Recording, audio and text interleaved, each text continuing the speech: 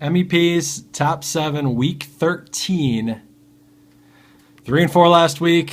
It might just be a lost year. I don't know, but I have fun doing this. Thanks to all my 5 to 7 local, mostly loyal followers.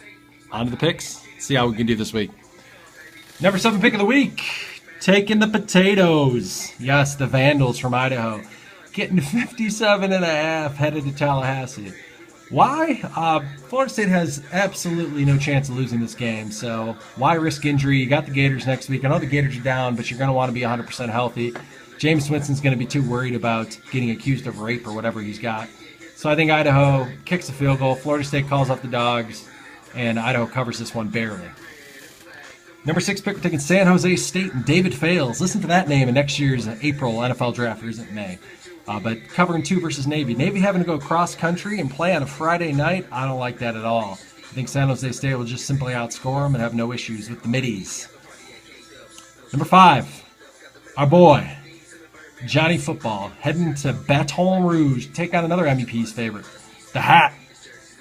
I like this line here. Getting 4.5. It feels like a 3-point game either way. Can LSU stop Johnny Football a year better? Last year they barely hung on to beat him. I think Johnny's got 2 chances to make Heisman statements here the last few weeks, and I think he starts it here with a win over LSU. And in case you didn't know, Johnny's got a lot of theme songs out there. I want to bring this one to your attention today. It's fantastic. Why y'all gotta hate on Johnny? We might only have a few more games of Johnny in college. I mean, let's soak it in, people.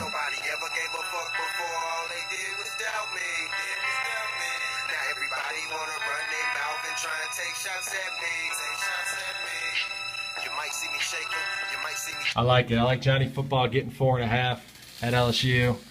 I think they win it outright. Number 4 pick, we're taking Tar Heels, who are winners of 4 straight and rolling as they head into the latter part of the season here. Needing a win here to get bowl eligible. ODU has not really played well at all versus anyone not named Idaho in Division I this year. They've been blown out a few times. They just can't stop it. I think the Tar Heels will run all over them and put up a big number on them in Chapel Hill Saturday. Chapel Hell. Number 3 pick, we're taking Duke. Covering 5.5 at Wake Forest. My, how the times have changed. Duke still has everything in front of them. Have a 10-win season potentially. Chance to play for the ACC title. Wake Forest without Michael Campanaro, they're just a bad team, and I think this is no problem. Duke goes there, knows how to win this year, and they'll take care of business. Number 2 pick, we're taking the Irish. Getting a point at home versus BYU. I know BYU is pretty tough, except for when they lost to Virginia somehow in week 1. But the Irish, Tommy's last home game as an Irish QB. Hashtag thank Tommy. He's done a lot of good things for the Irish. He's been much maligned. A lot of their losses can be pinned on him, but hell, a lot of their wins and a couple of their wins last year wouldn't have happened without Tommy Rees. So as an Irish fan, I thank him.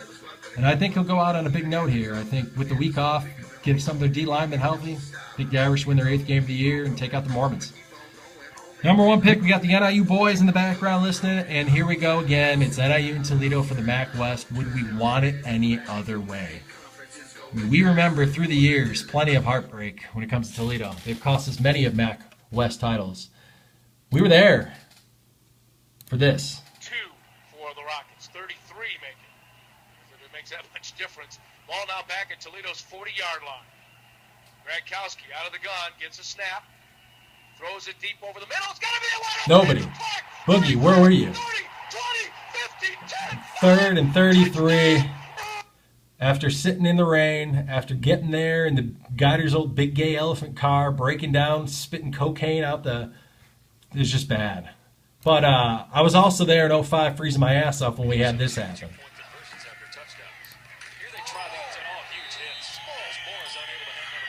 It's Ray Smith, if you know who that was. And Garrett Wolf putting the stamp on the first Husky win over the Rockets since the late 80s. You know what? It's 2013. Huskies have 3 in a row versus the Rockets. 4 out of 5. I think they have no problem getting the 4th in a row, beating Toledo for the 4th year in a row to essentially win the MAC West, exercising the demons from past Husky teams. I think they simply outscore them. Terrence Owens doesn't scare me. He hasn't scared me for 4 years. I think Jordan Lynch has another big day. He had 567 total, I believe, versus him last year. I think play this to get you hyped up for the game. That's the top 7 MEPs. Week 13. Go Irish. Go Who's. Go Gators, I guess. They're playing somebody crappy. And go Huskies. Let's get making back to back to back to back. Back West titles. And dance all over those silly Rockets. When I stare into the valley of shadow of death, I don't fear no fag boys from dressed in blue Rocket uniforms. Jordan Lynch scores tutties. Huskies 45, Rockets 31. MEP's top 7, week 13. Thanks for listening.